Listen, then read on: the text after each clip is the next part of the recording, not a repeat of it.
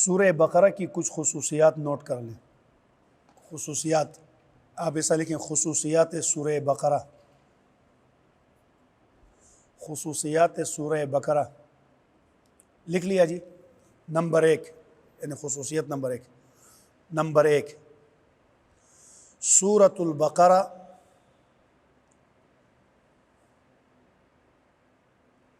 نزلت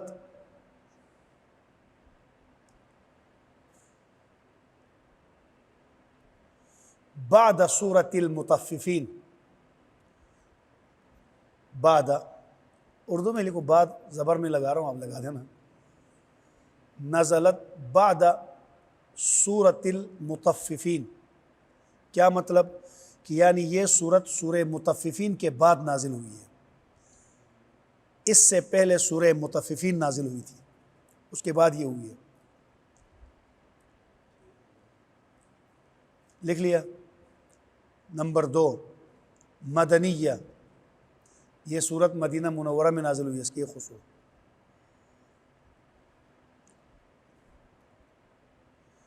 نمبر 3 ترتیب جمعی کے اعتبار سے اس کا دوسرا نمبر ہے۔ جمعی کا معنی سمجھ گیا نا، قرآن میں جو صورتیں جمع ہوئی ہیں، یہ ترتیب جمعی کے اعتبار سے اس کا دوسرا نمبر ہے۔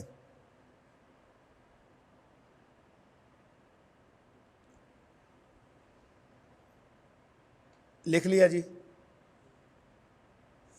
ترتیب نزولی کے اعتبار سے اس کا 87 نمبر ہے، 87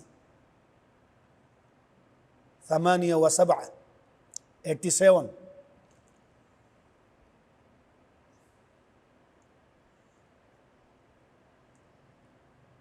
اب ایک بات میری طرف توجہ رکھیں، دیکھیں ہم نے کہا کہ یہ سورت مدنی ہے اور یہ سورت سورہ مطففین کے بعد نازل ہوئی ہے، تو مطلب مطففین کا پھر خود بخود نمبر آپ کے ذہن میں آ گیا، اس کا نمبر کون سا ہونا چاہیے؟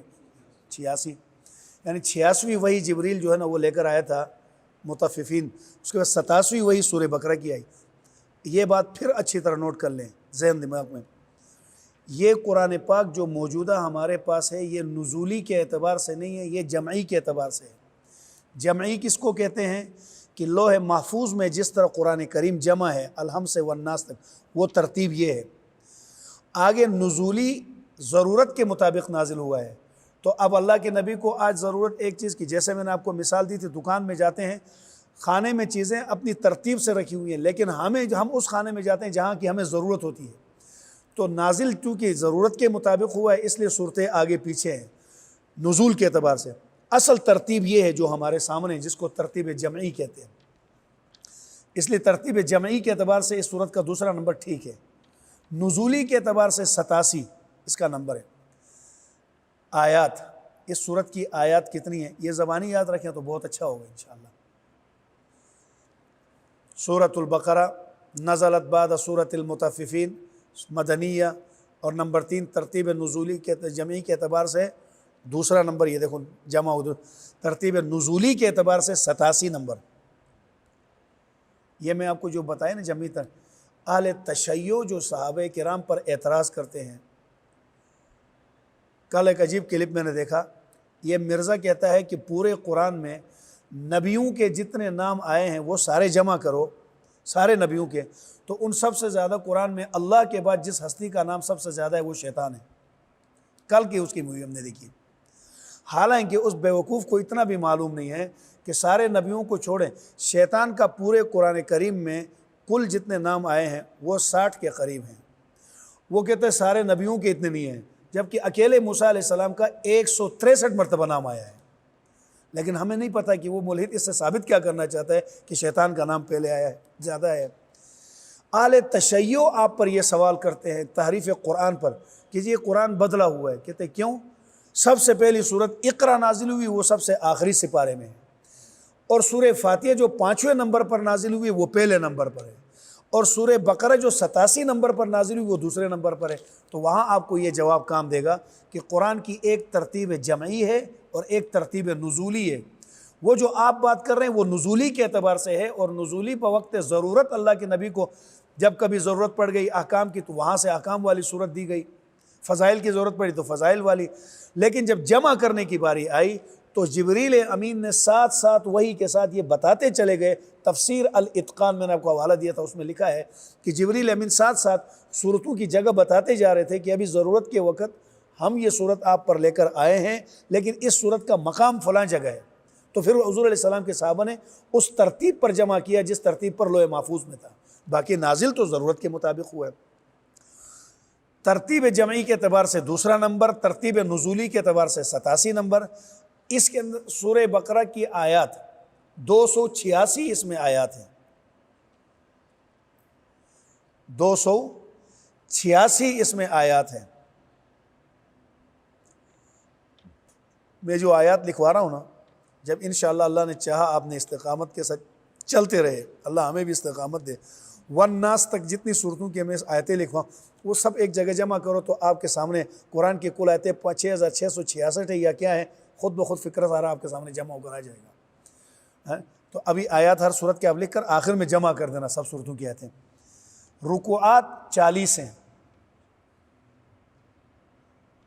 اس صورت کی 40 رکوع ہیں۔ کلمات اس صورت میں 6221 ہیں، اس صورت کے کلمات 6221۔ دورہ تفسیر میں یقین جانے یہ چیزیں ہم رٹا لگا کر یاد کرتے تھے، شوق تھا۔ 6221 کلمات ہیں، 25025 اس میں حروف ہیں۔ تنہائی میں بیٹھ کر گن لینا، 25,025، 25 لکھ کر 0 ڈال دو، پھر 25 کر دو، 25,025۔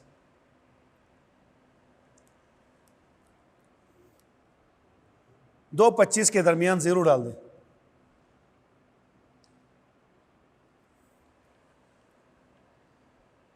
نا جی 2525 ہو جائیں گے نا وہ تو، کہ نہیں 25,025 ہوں گے۔ 25,025 کتنے ہو گئے؟ 25,025 ہو گئے۔ اب صورت یہ خصوصیت، اگلی خصوصیت ربط، یہ بہت ضروری، ربط، رابطہ، عنوان قائم کرے، ربط۔ ربط کا معنی ہے تعلق، رشتہ، جوڑ، یعنی اس سورہ بقرہ کا پچھلی صورت کے ساتھ کیا تعلق ہے؟ کیونکہ دنیا میں کوئی بھی آدمی کوئی کلام کرتا ہے تو ہر اگلے جملے کا پچھلے جملے کے ساتھ تعلق ہوتا ہے، تو اللہ کا کلام ہر اگلی صورت کا پچھلی صورت کے ساتھ کیا تعلق ہے؟ پھر یہ ساری ربط لکھیں گے نا، جب قرآن ختم ہوگا ہر صورت کا صورت کے ساتھ ربط، صورت کا صورت کے ساتھ ربط، پھر آخر میں آئے گی سورۃ الناس کا پچھلی صورت کے ساتھ ربط۔ جب ایک ایک صورت کا ربط ختم ہو گیا تو آخری ربط آئے گا پورے قرآن کا، سورہ فاتحہ کا سورہ ناس کے ساتھ کیا تعلق ہے؟ سورہ فاتحہ کا، بلکہ بسم اللہ الرحمن الرحیم سے شروع کیا ہے، بسم اللہ اور سورہ فاتحہ کا کیا تعلق ہے؟ سمجھ میں آ رہا ہے کیا تعلق ہے؟ بسم اللہ کی پہلا حرف کیا ہے؟ شیعہ کہتے ہیں قرآن میں تحریف ہوئی ہے، آپ اس کا ربط بیان کریں۔ بسم اللہ کے پہلے حرف کیا ہے؟ با۔ من الجنت والناس سورہ فاتحہ کا، سورہ ناس کا آخری حرف کیا ہے؟ با اور سین ملاؤ تو کیا ہوتا ہے؟ بس یہی قرآن ہے بھائی، اس کے علاوہ اور نہیں ہے۔ اللہ پاک نے ان کے اندر حروف کا ایسی رعایت رکھی ہے نا کہ حروف پر آپ غور کریں تو آپ کے مسئلے حل ہو جائیں۔ خیر، ربط کا معنی میں نے بتا دیا، جوڑ۔ سورہ فاتحہ کا، سورہ بقرہ کا سورہ فاتحہ کے ساتھ کیا جوڑ ہے؟ اس کا جواب لکھیں، ربط۔ سورہ فاتحہ میں سوال تھا، ہم نے ایک سوال کیا تھا نا، اہدنا الصراط المستقیم، اے اللہ ہمیں سیدھا راستہ دکھا دے۔ سورہ فاتحہ میں سوال تھا، اہدنا الصراط المستقیم، اشارہ آیت کا دیں تاکہ آپ کو بعد میں سمجھ میں آ جائے۔ سورہ فاتحہ میں سوال تھا، اہدنا الصراط المستقیم، اے اللہ ہمیں سیدھا راستہ دکھا دے۔ ہم نے اللہ سے سوال کیا تھا نا، تو اب اس کا جواب تو چاہیے ہمیں کہ اللہ کیا جواب دیتا ہے۔ سورہ بقرہ میں اس سوال کی قبولیت کا جواب ہے کہ اللہ کے یہاں وہ سوال قبول ہو گیا۔ سورہ بقرہ میں اس سوال کی قبولیت کا، اس سوال کی، سورہ بقرہ میں اس سوال کی قبولیت کا ذکر ہے۔ کیسے قبولیت کا؟ لکھ کر میری طرف دیکھیں، اہدنا الصراط المستقیم، یا اللہ میں سیدھا راستہ دکھا دے۔ قرآن نے بتایا ذالک الکتاب لا ریب فیہ ھدی للمتقین، وہ سیدھا راستہ پر چلنا ہے تو اس کتاب پر آ جاؤ جس میں کوئی شک نہیں، جو متقیوں کا راستہ ہے، اور وہ متقین کے اوصاف بھی پیچھے آپ نے سن لیے۔ تو قرآن گویا سورہ فاتحہ نے سورہ فاتحہ میں سیدھے راستے کا سوال تھا، سورہ بقرہ میں سیدھے راستے کا جواب ہے کہ قرآن کریم سیدھا راستہ ہے، ذالک الکتاب، وہ سیدھا راستہ یہ ہے، اس پر چل پڑو۔ نیز، ایک تعلق تو یہ نیز کا معنی یعنی، اور دوسرا تعلق یہ نیز، نون یا زا، نیز۔ سورہ فاتحہ میں اجمال تھا، اجمال کا معنی، سورہ فاتحہ میں اجمال تھا یعنی مختصر بات تھی، خلاصہ کرے اجمال اچھا ہے۔ سورہ فاتحہ میں اجمال تھا، اس صورت میں تفصیل ہے، جو وہاں پہ ہم نے اجمالی طور پر سیدھا راستہ دکھا دے، بس اتنا ہم نے کہا تھا مختصر سا۔ آگے اس کی تفصیلات آ گئی، آگے سیدھے راستے کی کتنی تفصیلات ہیں، سورہ بقرہ میں ساری تفصیل آ گئی، نبیوں کا راستہ، صدیقین کا راستہ، شہداء کا راستہ، اور پھر پورے سورہ بقرہ کے اندر اللہ تبارک و تعالیٰ نے سیدھے راستے کی تفصیل بیان فرمائی۔ تو گویا سورہ بقرہ اجمال کا نام ہے اور سورہ فاتحہ تفصیل کا نام ہے۔ یہ باتیں یاد رہیں گی۔ ایک بات، موضوع، سورہ بقرہ کا موضوع کیا ہے؟ دیکھیں اسے ترجمہ پڑھنے سے فائدہ نہیں، ہمیں یہ سمجھ میں آنا چاہیے بھائی سورت کا موضوع کیا ہے۔ پہلے سورہ فاتحہ کا موضوع، ہم طلباء کو جب پڑھاتے ہیں اس وقت آپ مدرسے میں ہونا تو آپ کا دماغ پریشان ہو جائے، یار اس وقت ترکیبیں کر کر کے وہ آپ کو سمجھ میں بھی نہ آئے۔ یہ تو بالکل عوامی ترجمہ، اس لیے میں صاف اتنی بات کر رہا ہوں جتنی آپ کی ضرورت ہے۔ موضوع دیکھیں، پہلے میری طرف دیکھیں، اس سورت کے کل کتنے رکوع ہیں؟ 40۔ اگر آپ کو کوئی کہے کہ جی سورہ فاتحہ کے 40 رکوعات کا خلاصہ بیان کرو، کہ ان 40 رکوعات کو اگر آپ 2 لفظوں میں 2 منٹ میں بیان کرنا چاہیں، تراویح ختم ہو گئی، سورہ بقرہ ختم ہو گئی، آدمی کھڑا ہو کر کہتا ہے جی آج سورہ بقرہ ختم ہو گئی، سورہ بقرہ کا خلاصہ سن لو، تو اس کے اندر یہ موضوع میں یہ چیزیں آ جائیں گی۔ موضوع، رکوع نمبر 1 سے لے کر رکوع نمبر 1 تا 18،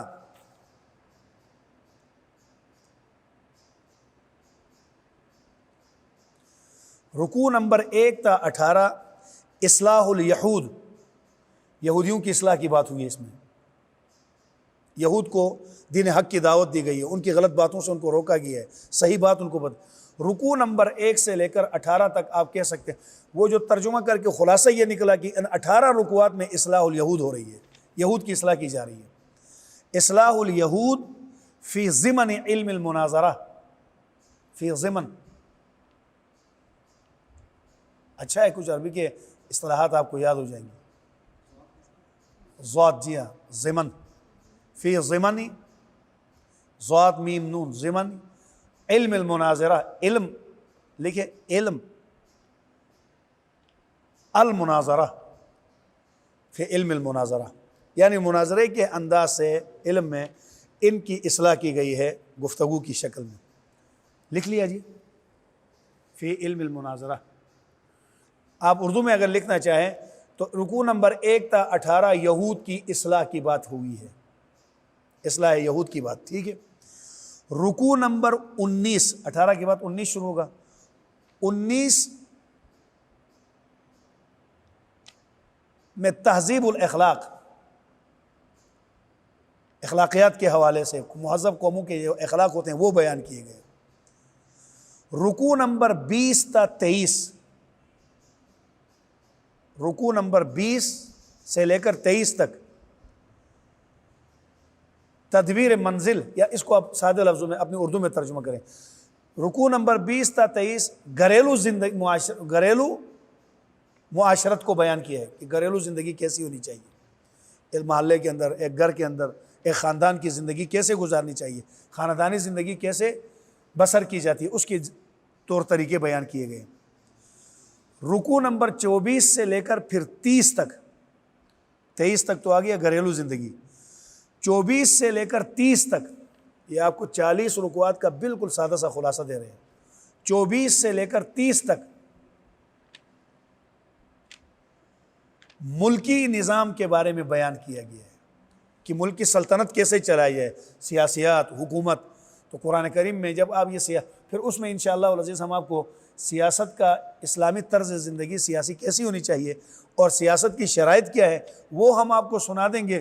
پھر آپ آئندہ سال ووٹ مولویوں کو دو گے، کہو گے یار اس سیاست تو یہ جانتے ہیں۔ اور آج لوگ کہتے ہیں نا سیاست کا مولوی سے کیا کام ہے؟ اس رکوع نمبر 24 سے لے کر 30 تک ملکی سیاست کا بیان، فوجداری نظام، سیاسی نظام، ملک کا ملک، سٹیٹ ٹو سٹیٹ آپس میں تعلقات کیسے قائم کیے جاتے ہیں ان کا۔ اور رکوع نمبر 31 تا 40 رکوع پورے ہو گئے۔ ہم نے آپ کو 5 منٹ میں 40 رکوعوں کا خلاصہ دے دیا، اب ترجمے میں بس پڑھتے جاؤ۔ رکوع نمبر 31 تا 40 خلافت کبریٰ کا بیان ہے۔ زمین ارضی پر خلافت کبریٰ، خلفائے راشدین تو گزر گئے، اور خلافت کبریٰ کی شرائط کیا ہے؟ خلیفہ کون ہو سکتا ہے؟ خلیفہ کس کو کہا جاتا ہے؟ خلیفے میں اور حاکم میں فرق کیا ہے؟ خلافت میں اور حکومت میں کیا فرق ہے؟ خلافت و ملوکیت میں کیا فرق ہے؟ تو اس رکوع میں آپ کو خلافت کبریٰ کی گفتگو کی جائے گی، وہ کیا چیز ہے اس رکوع پہ پھر ہم آپ کو بتا دیں گے۔ بھائی ہم نے خلاصہ آپ کو جو بتایا تھا وہ رکوع آ گیا، یہ خلافت کبریٰ ہے، یہ خلافت کبریٰ کا معنی ہے۔ ابھی میں آپ کو یہیں پہ معنی بتا دوں گا تو سبق بوجھ بن جائے گا، وہ صرف آپ کو پتہ چلنا چاہیے 40ویں رکوع پر یہ مسئلہ ہے، وہاں جب آئیں گے تو اس مسئلے کی وضاحت کریں گے، ایک ہی مسئلہ ہوگا۔ سمجھ آ گئی جی؟ اب دیکھیں الف لام میم، اس کا ایک ترجمہ ہے اللہ اعلم بمرادہ، کہ اللہ پاک اس کے معنی کو خوب جانتا ہے۔ اس کو کہتے ہیں حروف مقطعات، الگ الگ کر کے جو حروف پڑھے جاتے ہیں یہ ان میں سے ہیں۔ حضرات مفسرین کرام رحمہم اللہ نے اس کے بارے میں لکھا کہ اس کا معنی اللہ کے سوا کسی کو معلوم نہیں ہے، اسی لیے مفسرین نے اس کا کوئی ترجمہ نہیں کیا۔ حضرت ابو بکر، حضرت عمر، حضرت عثمان، حضرت علی، حضرت ابن مسعود رضی اللہ تعالی عنہ سے یہی تفسیر منقول ہے کہ اس کا معنی اللہ جانتا ہے۔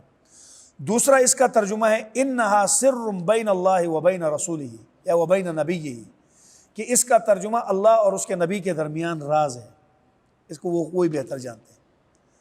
تو اس لیے الف لام میم کا آسان ترجمہ اللہ اعلم بمرادہ، اس کا معنی اور اس کی مراد اللہ ہی خوب جانتا ہے۔ اب اس کے بعد دیکھو ذالک الکتاب کا میں ترجمہ کروں گا، کل کو آپ سیکھیں گے، آپ بھی کریں گے، پورے قرآن کا ترجمہ کریں گے۔ لیکن اللہ تعالیٰ نے پہلے دن ہی ہماری ہوا نکال دی، تو کہتا ہے میں قرآن کا بہت بڑا مفسر ہوں، سارے کا ترجمہ چھوڑ ذرا الف لام میم کا ترجمہ کر کے بتا۔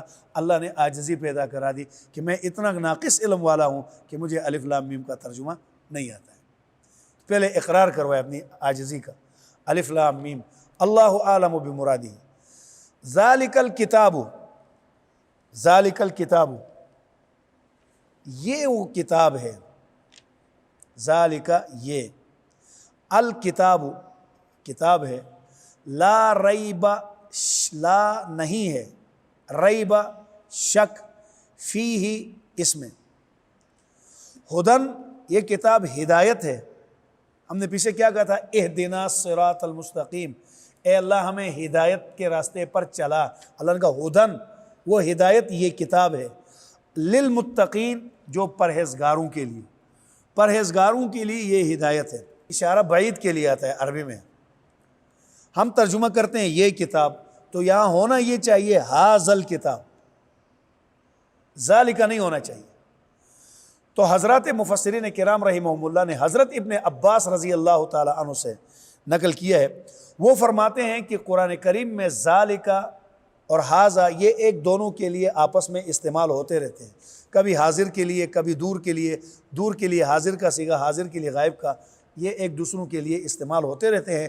یہاں پر بھی ذالک یہ ہاذا کے معنی میں، یہ ذالک ہاذا کے معنی میں ہے، یہ بعید کے لیے، لیکن معنی کے اعتبار سے یہ ہاذا کے لیے ہے، قریب کے لیے۔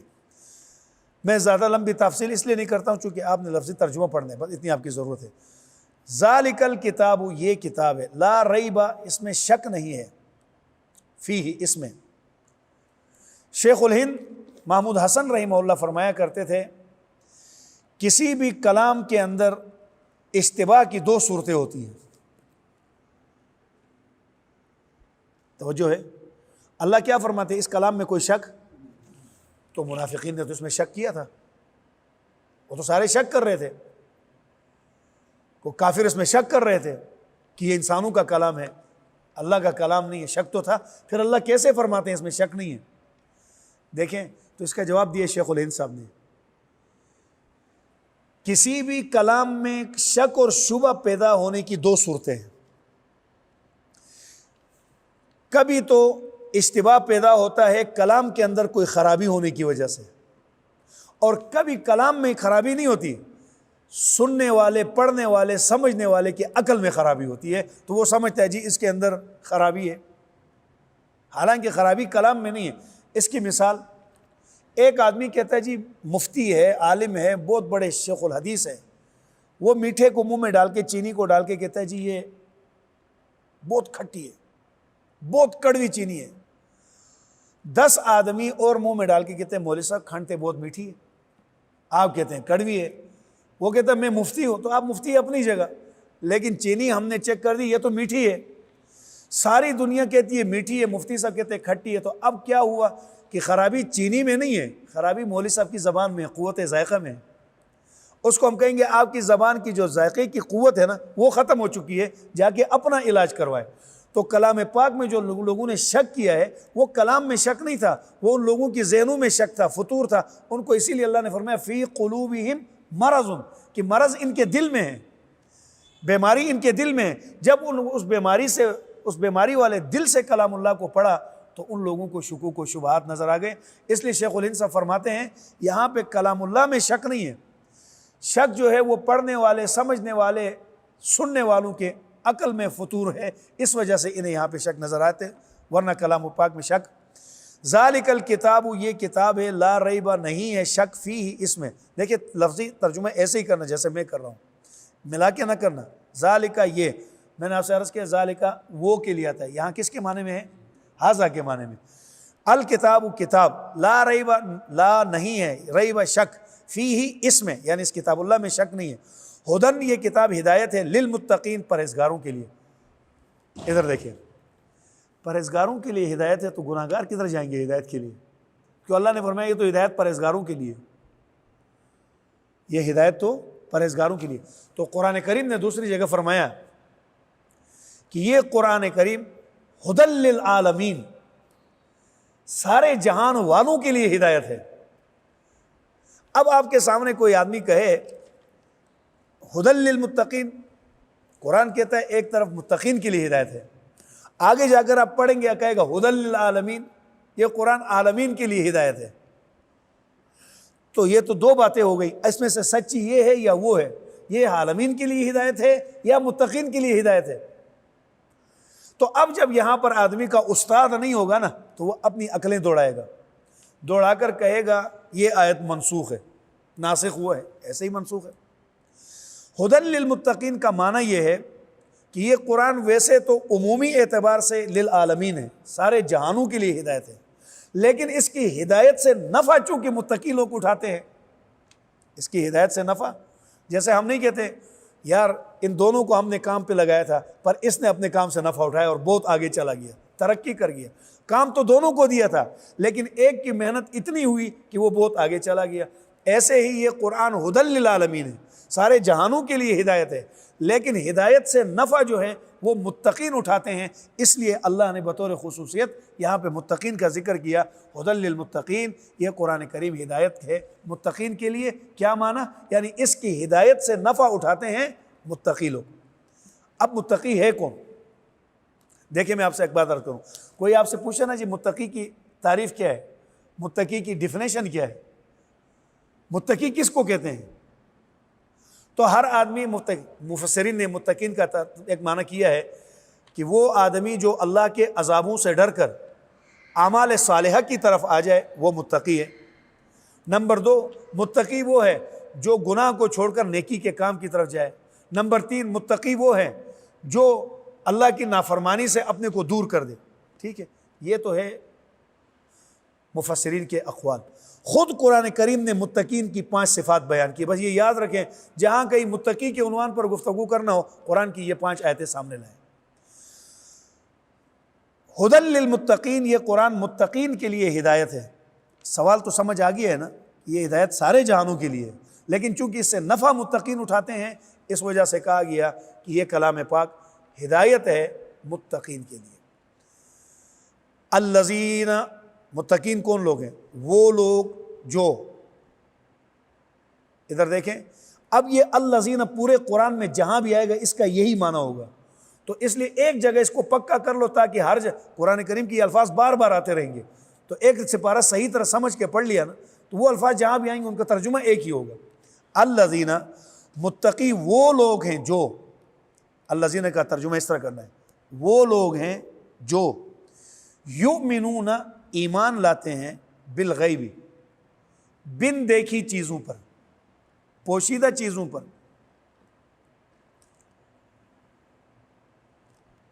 اب یہاں یاد رکھنے کے لیے ایک مسئلہ یاد رکھیں، غیب کس کو کہتے ہیں؟ غیب کی تعریف کیا ہے؟ مفتی احمد یار صاحب یہ فرماتے ہیں، یہ بریلوی مسلک کے بہت بڑے عالم گزرے ہیں، وہ فرماتے ہیں کہ عالم الغیب صفت اللہ کی نہیں ہے، نبی پاک کی ہے۔ عالم الغیب کی صفت اللہ کی نہیں بلکہ نبی پاک کی ہے۔ کیوں؟ کہتے ہیں غیب کا معنی تو کرو۔ کیوں بھائی آصف؟ غیب کا معنی کیا ہے؟ چھپی ہوئی چیز۔ غیب کا معنی کیا ہے؟ چھپی ہوئی چیز۔ اللہ سے کتنی چیزیں چھپی ہوئی ہیں؟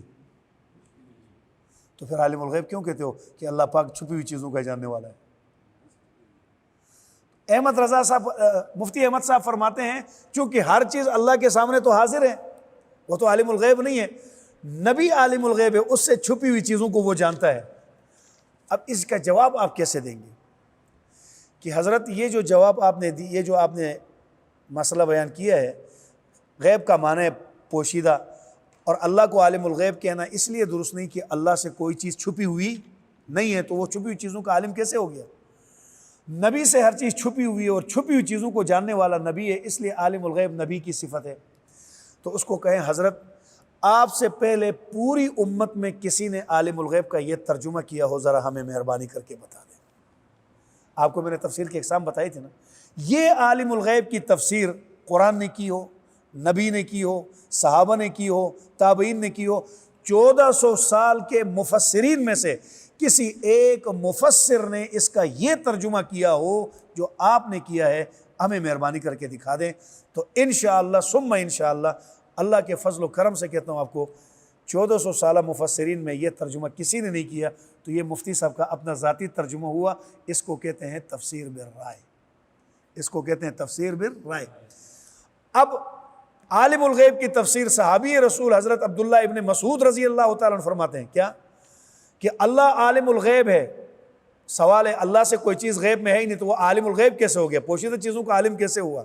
تو فرمایا ما غاب عنا وعنکم، جو چیزیں ہم سے اور آپ سے غائب ہیں ان کو جاننے والا اللہ ہے۔ اللہ کو عالم الغیب اس اعتبار سے کہا گیا جو ہم سے اور آپ سے پوشیدہ ہیں، ان پوشیدہ چیزوں کا جاننے والا کون ہے؟ اللہ۔ عالم الغیب کا معنی سمجھ میں آ گیا؟ جو چیزیں ہم سے اور آپ سے پوشیدہ ہیں اس کو جاننے والا اللہ ہے۔ اب یہاں ایک اور معنی بھی غیب کا، یہ چونکہ ہر جگہ جب غیب کا لفظ آئے گا تو میں تشریح نہیں کروں گا، یہیں پہ سن لیں۔ غیب کی تعریف کیا ہے؟ یہ تو تھا معنی، یہ تو تھا کہ پوشیدہ معنی۔ آگے غیب کی تعریف کیا ہے؟ علم غیب کس کو کہتے ہیں؟ اگر آپ کو تعریف یاد ہو گئی تو انشاءاللہ قیامت تک کوئی بھی آدمی آپ کے سامنے علم غیب اللہ کے سوا کسی کے لیے آیتیں پڑھ کے جب کہے گا دیکھو اس سے فلاں کا علم غیب ثابت ہو گیا، تو آپ کو جی ذرا پہلے علم غیب کی ہمیں تعریف سکتے، تعریف ہے کیا؟ علم غیب کی تعریف یہ ہے، وہ علم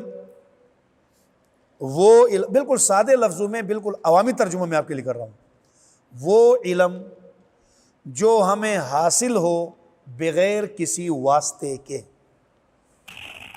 وہ علم جو ہمیں حاصل ہو بغیر کسی واسطے کے،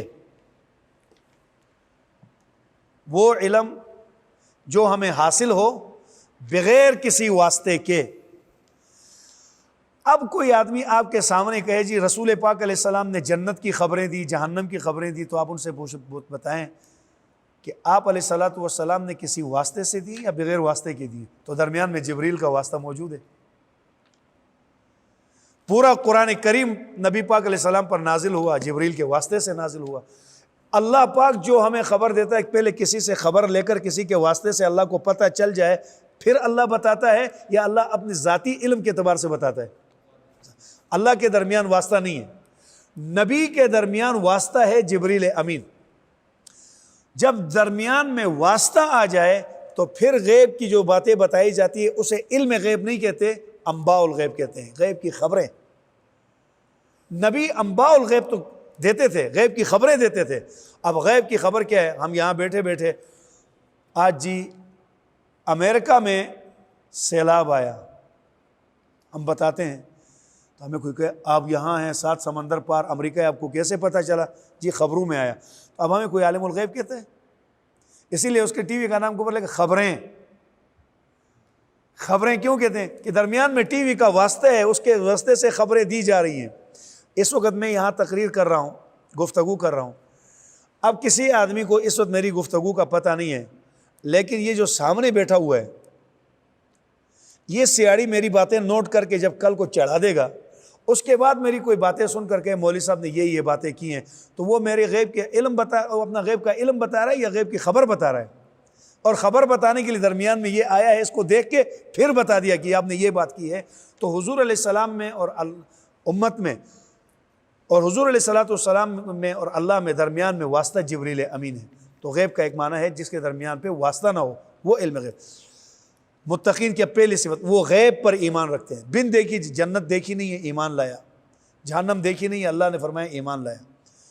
وَيُقِيمُونَ الصَّلَاةَ، اور نماز قائم کرتے ہیں۔ دیکھیں یہ نہیں فرمایا نماز ادا کرتے ہیں، ادا کرنا اور ہے، قائم کرنا اور ہے۔ قائم کرنے کا معنی یہ ہے کہ جس میں فرائض، واجبات، سنن، مستحبات سب کا خیال رکھا جائے۔ وَمِمَّا رَزَقْنَاهُمْ، اور جو کچھ وَمِمَّا، اور جو کچھ رزقنا ہم نے دیا، ہم ان کو، وَمِمَّا، اور جو کچھ رزقنا ہم نے دیا، ہم ان کو، ينفقون، وہ سے خرچ کرتے ہیں، صدقات، زکوٰۃ، اس کے ذریعے وہ خرچ کرتے ہیں۔ یہ متقین کی دوسری صفت، غیب پر ایمان لانا، نماز قائم کرنا 2، اور زکوٰۃ و صدقات ادا کرنا 3۔ چوتھی صفت والذین، یہ چوتھی صفت، والذین یؤمنون، اور وہ لوگ متقی ہیں جو ایمان لاتے ہیں، بما، اس چیز پر جو انزل، نازل کی گئی ہے، الیک، تیری طرف، یعنی قرآن پاک پر ایمان رکھتے ہیں، قرآن کے احکام کو مانتے ہیں۔ وما، اور ایمان اور اس چیز پر جو انزل، نازل کی گئی ہے، من قبلک، آپ سے پہلے، یعنی تورات، زبور، انجیل، جو کہ ان پر ایمان لاتے ہیں۔ یہاں پر بھی ایک بات یاد رکھنا، ایمان لانے کے اعتبار سے ہم تمامی انبیاء اور تمامی انبیاء کی تمامی کتب پر ایمان لاتے ہیں، لیکن عمل کرنے کے اعتبار سے ہم صرف رسول اکرم صلی اللہ علیہ وسلم کی شریعت پر عمل کریں گے، ایمان سب پر لائیں گے۔ یہ متقی کی صفت ہے۔ پانچویں صفت، وبالآخرۃ، اور آخرت کے دن پر ہم، وہ لوگ، یوقنون، یقین رکھتے ہیں۔ اس ترجمے سے کیا پتہ چلا؟ کہ رسول پاک صلی اللہ علیہ وسلم اللہ کے آخری نبی ہیں۔ کیسے پتہ چلا؟ اس آیت سے ختم نبوت کا ثبوت ہوتا ہے، بظاہر تو نظر نہیں آ رہا ہے، دیکھیں اس طرف۔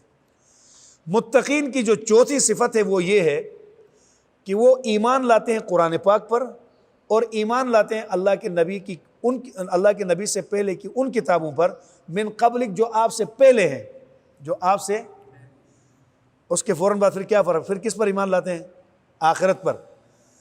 کیا مطلب؟ آپ سے پہلے جو نبی ہیں، آپ سے پہلی جو کتابیں اس پر ایمان لاتے ہیں، من قبلک، ومن بعدک نہیں فرمایا، اور جو آپ کے بعد ہیں اس پر ایمان لاتے ہیں۔ یہ کیوں نہیں فرمایا؟ کہ اللہ کے نبی کے بعد کچھ بھی نہیں ہے، جو کچھ ہے پہلے پہلے، اس لیے فرمایا من قبلک۔ اگر نبی پاک کے بعد بھی کسی نبی نے آنا ہوتا تو اللہ فرماتے ہیں متقین ہوئے جو تجھ سے پہلے والوں پر بھی ایمان لاتے ہیں، ومن بعدک، جو تجھ سے بعد والوں پر۔ بعد والوں کا ذکر نہیں کیا بلکہ من قبلک فرما کر فوراً فرمایا تجھ سے پہلے والوں پر ایمان رکھتے ہیں اور قیامت پر۔